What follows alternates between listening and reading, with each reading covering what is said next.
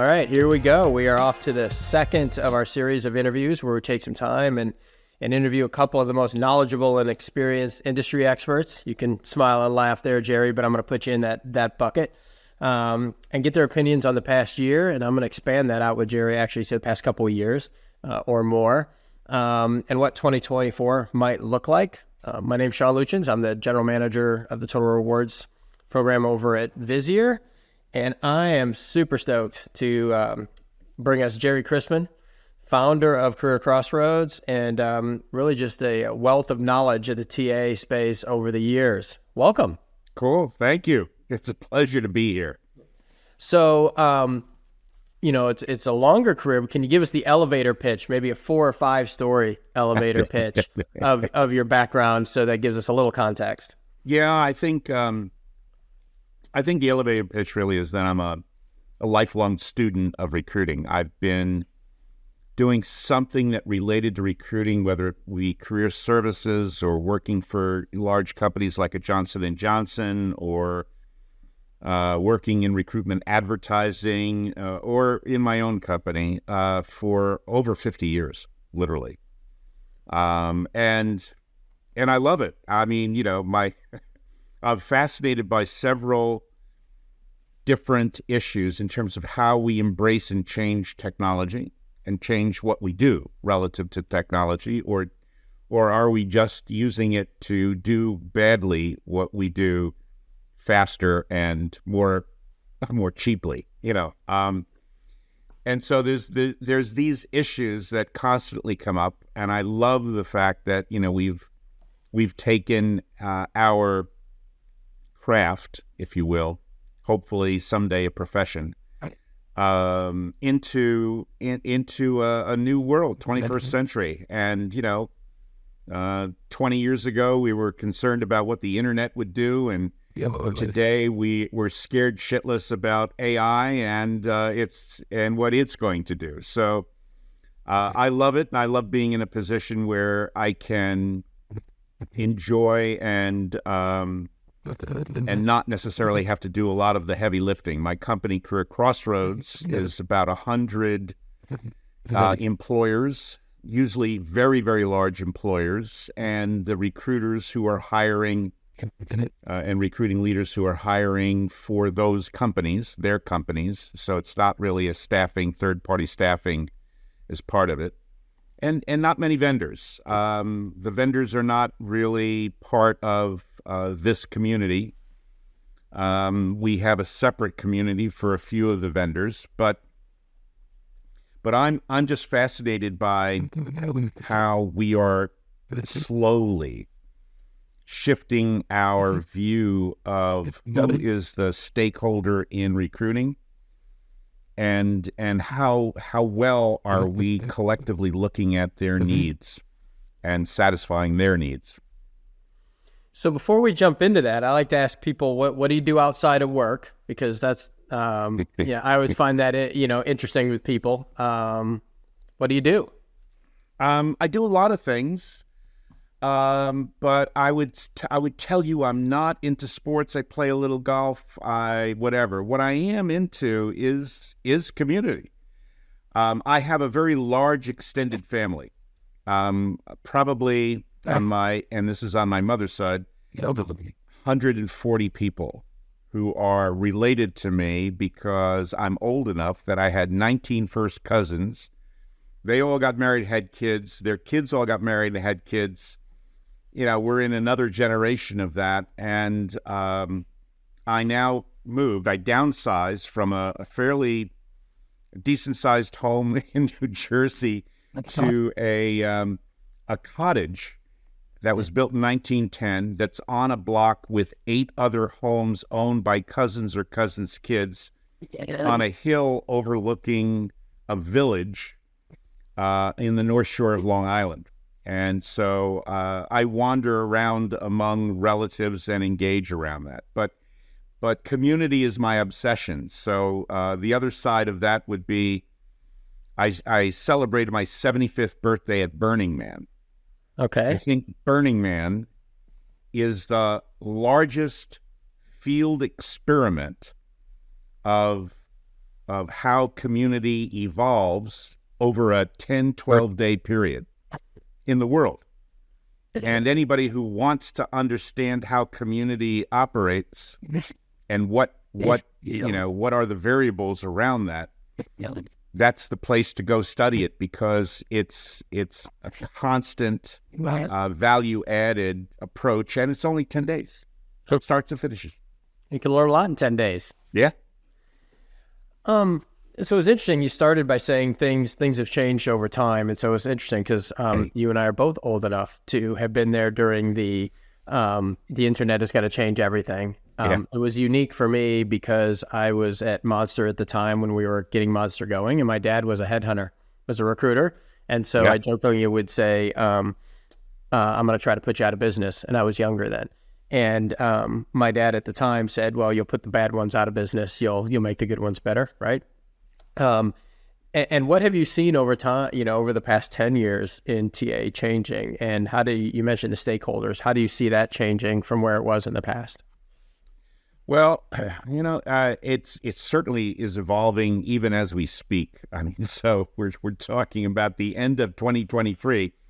But if you think about it, the last couple of years, we've seen a lot of ups and downs just in the last 2 to 3 years, in part because of the pandemic and the impact of coming out of the pandemic. So we've seen a kind of a major reduction, then a great growth, and now we're in another kind of interesting area where there's more people in our field of recruiting who are in transition than actually I've seen in my entire career.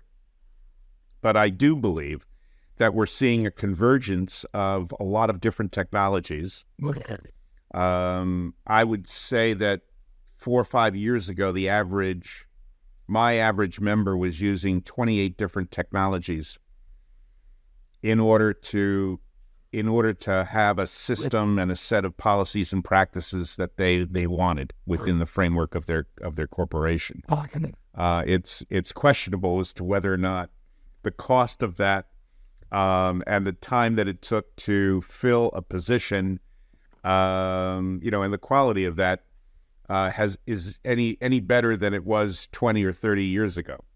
When I look at some of the studies that were done in the 1990s, time to fill, cost per hire, and varying measures of quality were not a hell of a lot different than they are today. But I will say that the cost of the technology has certainly increased. And I'm not so sure that an individual recruiter is able to handle any more open positions, than they were able to 20 years ago. I think there's a couple things to unpack there. I think that the first one on the metrics is interesting. One of the things I've been baffled at, and we're talking about you, but I went from talent acquisition to comp and ben and people analytics, right? And the one thing coming from TA was there's not a great link between comp and ben and people analytics. And so when you talk about the analytics that are measured for talent acquisition people, right? It's time to fill, number of recs filled, et cetera, not a link back to the long-term effect of those hires, right? And so theoretically, if you're a selfish recruiter, right, you want someone who's going to stay a year, the rec's going to open again, and I can fill it again and fill it quickly because I'm measured on time to fill and recs filled. I would also argue jokingly, a recruiter with no openings is not a recruiter. And so, you've got these issues that are there. And what do you think about that tie? Because there's so much data and analytics out there now, but there seems to be a bridge between there. And we'll talk a little bit about the how recruiters have to deal with pay equity later. But those two bridges haven't been crossed yet. No, they really haven't. Our ability to really understand what the ROI is for recruiting, so that we can at least compare different platforms, different modalities, if you will, different tools in the quiver or arrows in the quiver that we're using, I think is going to still wait for us to better understand how the people that we hire impact performance of the organization. we trust that certain things do take place, but I'm seeing in the last 2 to 3 years there's been a shift in how do we come up with better metrics relative to it. If you think about what the SEC did just a year and a half ago, I think it was a year and a half ago, when they basically said that as part of the quarterly reports that are financial about the corporation, they are bowing to investors who want more human resource related pieces of information, turnover issues, et cetera, so that we could have better understanding of what the turnover of an industry might be, to better understand which of the companies we should be investing in. And turnover is just one of many. It may be diversity, how we need to understand better how diversity impacts in a positive or negative way the various companies that are out there in the industries that they're in, how leadership styles impact those kinds of things. So we're collecting better evidence, if you will, and I would sustain that in our function of recruiting, the missing link is a level of engagement of the employee. And to some degree, that is impacted by the way in which we treat the candidates coming in, not just the ones we hire, but even the ones we don't go forward with. So we don't go forward with 90%, let's say, of all, or 95% of all of the candidates that come through our system and are on that journey. What percentage of those 95 are in fact current and future customers or competitors? Yeah. And the extent to which they impact, as well as the ones who get hired, do they translate quickly into employees who are motivated or employees who are disturbed that what was promised isn't going to be received and are already beginning to look for something else? And if we understood a little bit more about that, we would have a better measure about the future performance of an organization based on the kind of work that we do to engage new candidates, both external and internal, for jobs moving forward.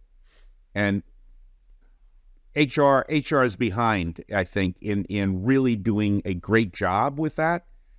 I think there's good thinking and good tools out there to use. It's just we're not stepping up enough to put that together and then sharing that on a industry-wide basis.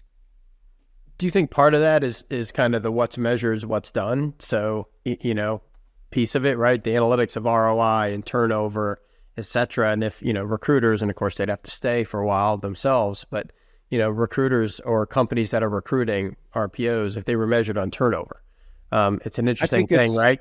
You get the right person versus just the fastest person. It's bottom up and top down. And I think both have an impact. I do think there needs to be more training and confidence on the part of the folks coming into an organization and a willingness to step up to what they believe is the right way of pursuing the goals of the organization. And I do think that from a top-down point of view, more servant leadership is necessary. More leaders who are listening to their people and their clients, as opposed to having more of a dominant, this is what I want. I want everybody to be here for 4 days or 5 days a week because I'm here 5 days a week. And so if I'm going to be in an empty office, you got to come to that office so that you fill it up. That kind of attitude could work years ago. It can't work any longer. And so I want to know those kinds of things that are happening or not happening in organizations if I'm an investor and I'm buying stock. Well, and I would argue if you're an employee, right? I think that's the piece for recruiters, because right? we know You don't want the surprise employees, when you show up, right? And how yeah, different it is, from the interview from what you bought for when you actually start using it. I want to predict that increasing turnover is going to impact the performance of that organization, Yep. and in advance. And if I can predict that, because of these kinds of factors, which have nothing to do with EBITDA today, that kind of thing. So fundamentally, I think we're moving in the right direction, but very slowly. Okay. So if we move that up and just say over the last year, what do you think has been and we have to take AI out because I don't want to have any of those on there. AI is fully engaged in increasing the level of uncertainty. So it's not the only thing, but it's the latest thing that is concerning everyone relative to what is its future impact on my job or the jobs that I'm filling or whatever it might be, and to what degree do I need to hire people who are more aware of that and more capable of applying those kinds of things. You wouldn't hire somebody today who you interviewed who said, I don't really know much about the internet. I've never looked at, LinkedIn. I don't even know what LinkedIn is. Would you hire somebody as head of marketing or something like that, or head of engineering or head of whatever, and you almost can't imagine someone saying that in today's day and age. How could you actually survive without you can. You actually can. And some of us want to do a little less relative to it. But fundamentally, we're going to have to be more conscious, I think, of extraneous things that we can defend that you need to know in order to be able to engage in a set of team activities in a knowledgeable way, or you're going to have to provide the training and development for that individual so that they will be on the same platform or at the same level of the team that they're dealing with. And and the investment in that is going to be a key issue, I think, for the future. I do think we're rethinking internal movement. So to get beyond AI, the last couple of years we've heard a significant effort on the part of companies to begin thinking a little bit better about the workforce planning that they need to think about, and the impact that might have on jobs, and how we might help our employees who might be doing a good job in one place, but that's becoming less of value to us as a company. And rather than putting them into transition, what can we do to add to their skills, knowledge, and experience that would allow them to move effectively into performing well in another place that's needed? And I'm convinced that that's going to increasingly be important, and so that we really focus in on the quality of the skills, knowledge, and experience that we need in order to move forward in these jobs. How do you think companies tackle that issue? Poorly. Very poorly. Yeah. Well, I meant going forward, but that's a good summary of the current. Well, the tools and knowledge are out there to do a good job. The question is, are we investing in the people who have learned the skills and knowledge of how you would think about the people that we have? How many are retiring? How many are, how could we use somebody in a fractional way as they approach retirement, so that we're still keep getting use out of them, but not pushing them to jump the cliff as soon as they have the ability to do it. We need to have the kind of assessments or self-assessments within organizations and coaching on how to best find yourself here, be more successful, etc. That's independent of the hiring manager. You know, I one of the things I remember doing a number of years ago was I had a panel of kids who had graduated and worked for a company for a year. So they had some experience, but not a hell of a lot, and were considered the best hire we made from in early career, either from college or from whatever their learning was. And I asked about 10 companies to give me the best kid that they had hired in the previous year. And at first they said, what are you going to do with them? I said, I'm going to put them on a panel in front of about 600 recruiters and ask them some dumb questions. Yeah. And they said, why would I give you the best employee I have to sit in front of 600 recruiters? I'm gonna potentially lose them. And I said, well, if you lose them, that suggests you have other problems. Yeah. I said, that's not my problem. Your problem is that's one of the best people you've hired in the last year at that level. You should be working on doing that. Anyhow, when I had them together, I asked them two questions that were relevant. One was, what is it that you know now that makes you feel you made the right choice in coming to this company? Before we move on, I need to let you know about my friend Mark Pfeffer and his show, People Tech. If you're looking for the latest on product development, marketing, funding, big deals happening in talent acquisition, HR, HCM, that's the show you need to listen to. Go to the Work Defined Network, search up People Tech, Mark Pfeffer. You can find him anywhere. And every one of them, in one way or another, said, I have a mentor. I found that fascinating because it never occurred to me that I, quote, needed a mentor when I, graduated from school after, 5 or 6 years of graduate school. I went and found people. I mean, I was obnoxious. So I would call people up who didn't know me and say, I need to know you more because I need to pick your brain so I could do a better job. And they go, okay, no problem.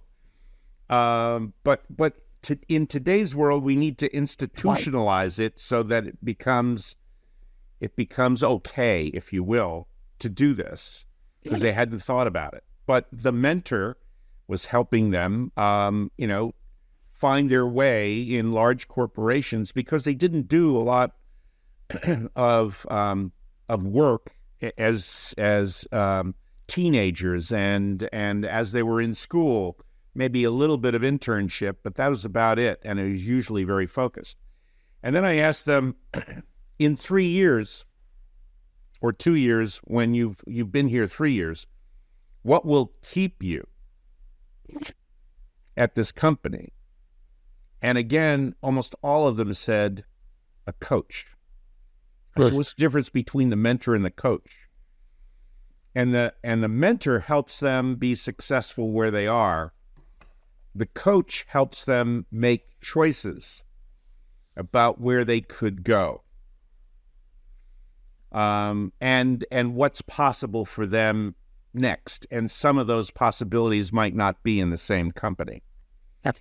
And so that's the kind of thinking that's out there, and it's part of what, if we're doing stuff like that, we're now building a whole different approach to how we think about workforce.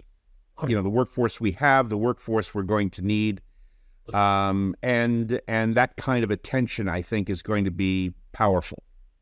how do you measure that? Do you change the analytics that are measured? How do you institutionalize it? How do you measure it? I mean, because again, back to, in my mind, what's measured is what's done, right? I think in general.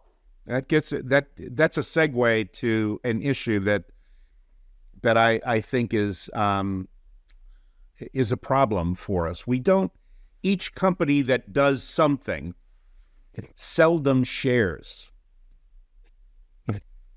in real time. I mean, maybe years later we see a case study or something like that, but they, the data they're collecting is not sufficient for us to understand whether this would work, this practice or policy or approach will work.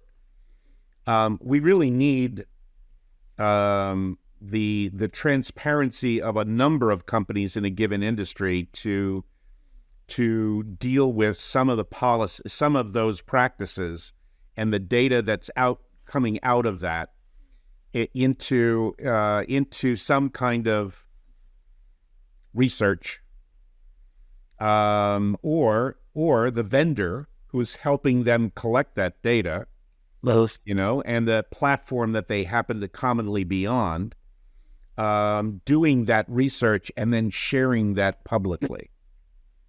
And I say that, sharing that publicly. I could say that again, because most of those companies, again, if they're collecting that data, the data is analyzed, researched, and internally used to gain more clients. But then we as a profession or as an industry don't benefit to elevate all boats, if you will. Yeah. Because of fear of competition. Look, fair. Segueing a little bit from the past to the future. So what's the, what do you think as companies move to the next 12 months? What do you think are the big things that they need to be looking at, or what's coming? Well, yeah, and I'll tell you exactly what I think will happen. But it means we have to talk in 12 months. So. Yeah, no, yeah. Or because it's going to be slow. Nothing happens in 12 months. But I mean, something does happen, but the point is it happens in very specific places and cases. And that tells you that there's a trend starting that may move us in a different direction. I remember in the 90s talking about the importance of candidate experience being one that we have to take a look at and really understand what are the variables that impact how a candidate perceives the journey when they are applying to a company for a job and its impact long term. And I had people would tell me in the 90s, you're nuts. No one's going to invest in that. We don't give a shit. And there's an infinite number of candidates that can do this job. And so, being nice to the people that we don't go forward with that would be nice, but there's no ROI for that. I think a lot of companies today, but maybe in the 50%, 40-50% range, believe that that understanding what the experience of your candidates have is important for how they improve the capabilities that they have to recruit, and that it has an impact on brand, has an impact, et cetera, et cetera. So in 20 some odd years, 25 years, let's say, there's a shift in thinking, and I do think it's going to be the same thing for what I'm about to say.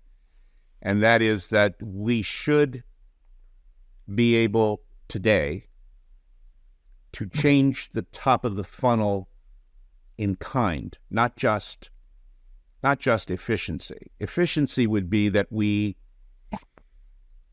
more quickly and cheaply are able to take, let's say, 100 people who've applied and figure out which are the most likely candidates that we should go forward with, and then speed up the interview process, so on and so forth, that kind of thing. Instead, I believe change in kind would be to tell all 100 people as they're looking at the job, that I see you looking at this job. You spent 15 minutes reading several different jobs in finance. So you're obviously interested in our company and you've seen a few pages. How can I help you decide whether or not you actually want to apply? And by the way, here are some ideas that you may not have thought about. I know the type of personalities that we have that you would be working for. So depending upon the job that you're looking at, I could tell you a little bit about how that person would lead the team that you would be part of. And I could tell you about the different roles that people have in that team and what they're kind of looking for from a team perspective as opposed to the job perspective. I can tell you more about the culture of our company and the opportunity to develop it and move into other jobs. And I can give you data about who has been in those jobs and where they are now. Does any of that interest you? Is anything of that of value for you in terms of making a decision to go forward? And by the way, if you decide to go forward with us, you don't have to fill out anything. In fact, we don't want you to fill out because we know that you'd go to ChatGPT and have your resume redone to fit the job description. So we're not really interested in that at this time. What will happen is you just have to click one button that says, I am interested in this job. And then you will be moved to a schedule where in the next 96 hours, you can pick any time that you want. And we will interview you. And we'll interview every single candidate who applies within the next 96 hours. And at their convenience. And everyone will be asked the same questions. And I will conduct the interview. And by the way, I'm not human. But I will conduct the interview, and that interview will ask the same questions of everyone, but obviously depending upon how you respond to that question, I might probe differently for different candidates in order to better understand things like what your role was in that project or, whether or not you led the project or, et cetera. So if you're prepared, you should do fine with respect to that. So do your due diligence and then indicate whether or not you would be interested, if at all. And now, what you have is the ability to take care of the top of the funnel in a way that every single person gets up to bat.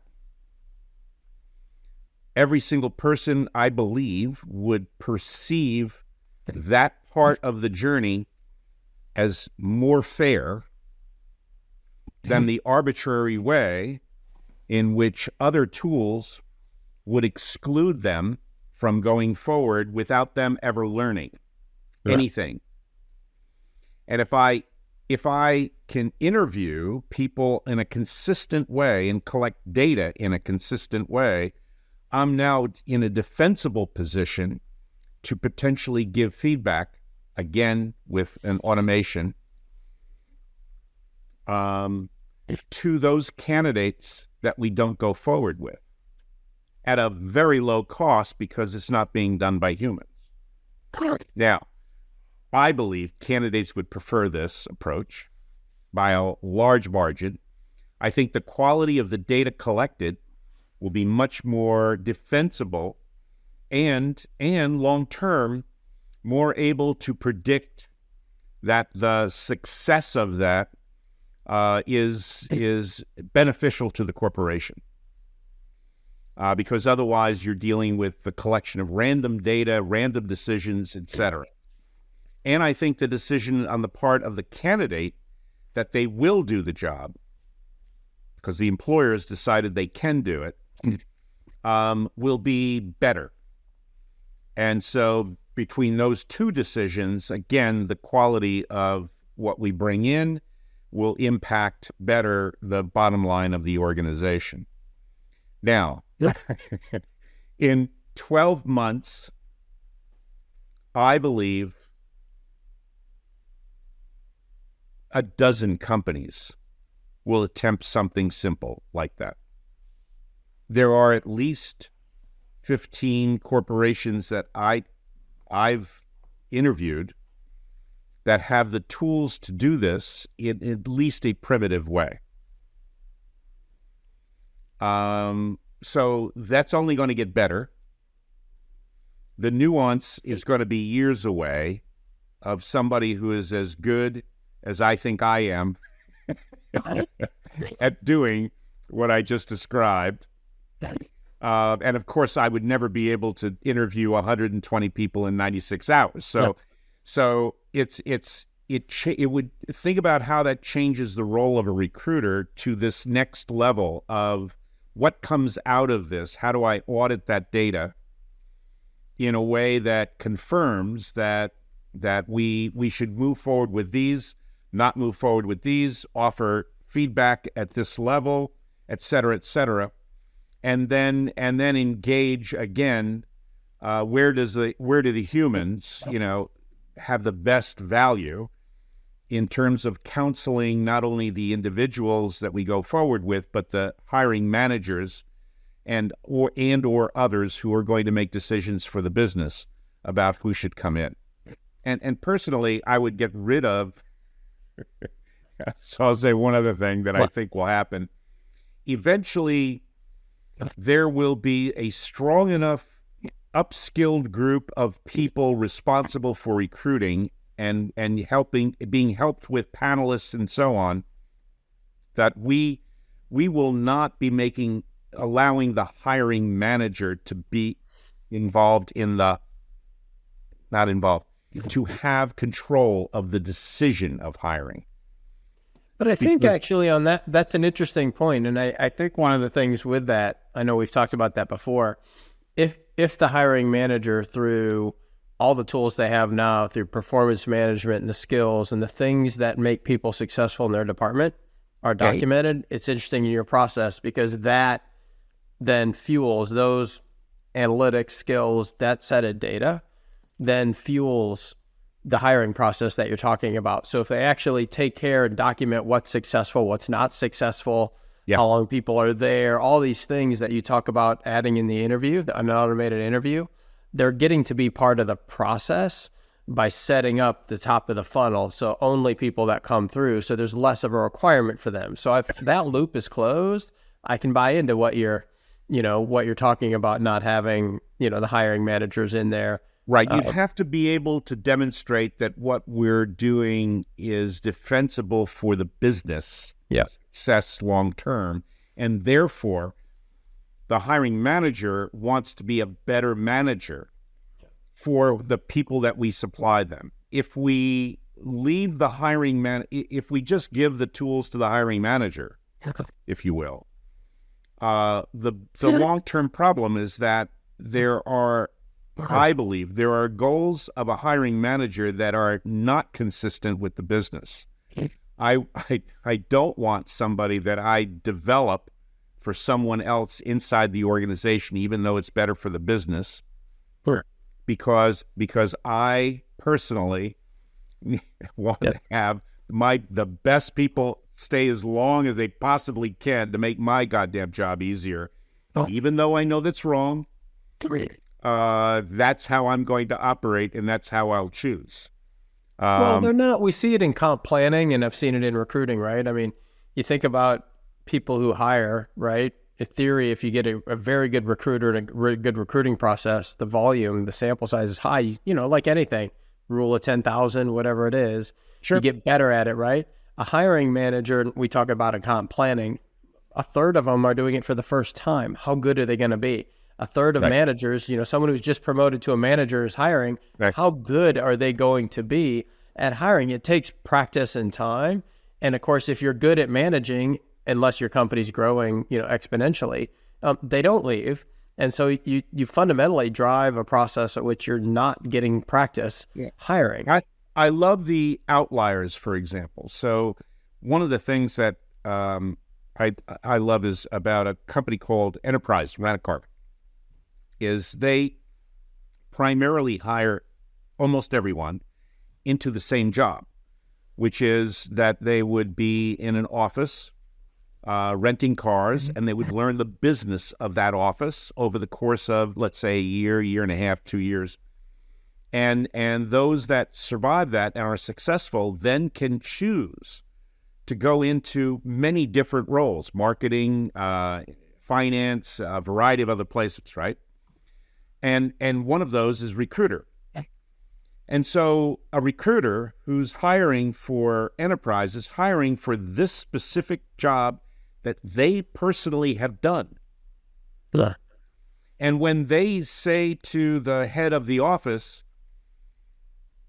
I don't need to give you 12 people to interview. I don't even need to give you 3. I can give you 2 choices because I know from having done that job and from how I know you, because we work together, how I'm going to help you. And the hiring manager goes, yeah, sure. You know this job. You understand what we need for success. You know what I need. I trust you. And it's a different way of thinking about that from a human side. But if we have the data, as you point out, I think we can defend real significant changes in time, in kind, that also impact the people we don't hire in a way that benefits not only our company long term, but I think benefits our industry and our profession. Well, as I've always said, if you just treat humans like humans, actually, it works out pretty well in the long term for the company. Agreed. Sometimes human resources doesn't, and that's the interesting part. So the candidate experience, et cetera, because it's a lot of people applying for a job, but on the other end, it's a very personal thing that they've chosen to apply for a job, and that's where they want to go. It satisfies me that the work that I did as a recruiter, and for many years I was a recruiter at Johnson & Johnson. I did it for several years, and to be honest with you,